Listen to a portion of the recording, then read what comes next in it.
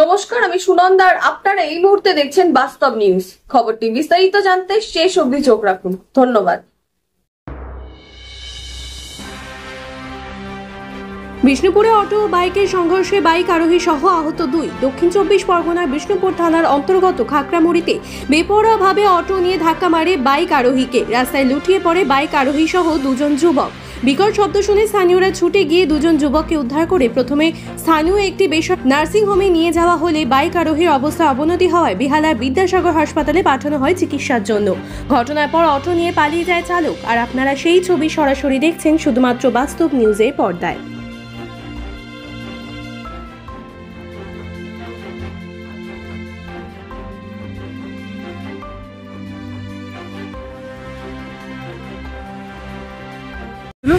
ঘটনাখানে বাইকটা এদিকে যাচ্ছিল, তো অটোটা আসছিল, তো অটোটা কিন্তু বাইকটা টেনে না অনেক দূর চলে গেছে অ্যাক্সিডেন্ট হতে।